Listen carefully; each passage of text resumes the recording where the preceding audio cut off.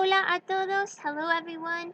I'm so excited to finally be making this video, sharing with you my favorite trick to sound more like a native speaker or to really improve the way that other people perceive your fluency in Spanish. And it's my favorite trick because it came to me like an aha moment, like an epiphany after years of trying to figure out ways to sound more like a native speaker or less like I have a heavy accent from being a native English speaker.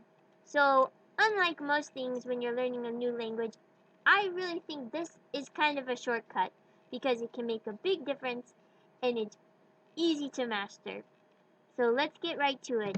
The trick is replace with n. So, in conversational casual English, it's frequent to say When we say it's like a placeholder. It gives us time to think without completely stopping the flow of speech. And unless someone is saying all the time, way too frequently, it doesn't stand out. It sounds like a natural part of the conversation. The problem, though, is when you're speaking Spanish, the vowel does not exist in Spanish, right? We know Spanish has 5 vowels, a, e, I, o, u. So if you say you're going to really show that you're not a native Spanish speaker because you're using a vowel that does not exist in Spanish. But native Spanish speakers certainly do use their own placeholders. And if you observe, you're probably going to hear people saying M. It's used just like we use but with a vowel that actually exists in Spanish, the vowel e. So this way you can improve your fluency and improve the way your pronunciation is perceived without having to speak a lot faster. A lot of people think that to sound more fluent you need to speak faster, but that's not really the case. But try whenever you want to say replace it with m. Or if it's more natural for you to say replace it with e. Instead of say e. So just stop using the vowel because it doesn't exist in Spanish and replace it with the vowel e, like n and e. It's that simple. Does it sound too good to be true? Well, let's put it to the test. I'm going to read this, and the first time I'm going to say and and then the second time I'll replace that with and e. Now, of course, this is not authentic speech because I'm doing this for the video, so I'm reading, but it's just to give you an idea of what I'm talking about. Okay? So first I'll read it saying ¿Qué comí ayer? Primero comí cereal con unas fresas y leche de almendra. También tomé un café. Para el almuerzo comí una ensalada con tomates, aguacate y pepinos. Y para la cena ya se me olvidó. Okay, now I'm going to read the same thing, and the only thing I'll change is saying and e. ¿Qué comí ayer? Primero comí cereal con unas fresas y leche de almendra. También tomé un café.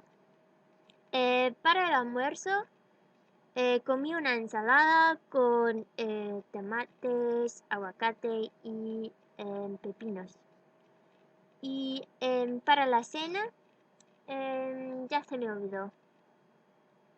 Okay, so I even kind of messed up with that one, but I hope that you could hear a difference.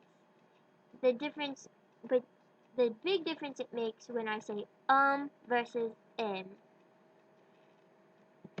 And you might be thinking there must be other options instead of right? Like in English, depending on your dialect, depending on what region of the English speaking world you're from, or depending on your age and your community, you're going to use different placeholders.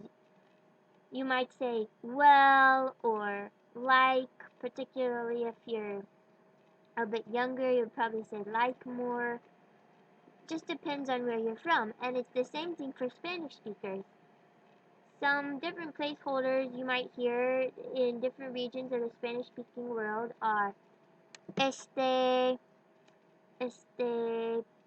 or pues. Pues is kind of like well, or bueno. Bueno, of course, sometimes bueno is an adjective and it means good, but in other times it's used just kind of like a placeholder. You could begin a sentence with it, and it is used much like we say well at the beginning of a sentence in English. So let's try again, and this time I'll combine all of these options. I'm going to use pues, and bueno. ¿Qué comí ayer? Bueno, primero comí cereal con unas fresas y leche de almendra. También tomé un café.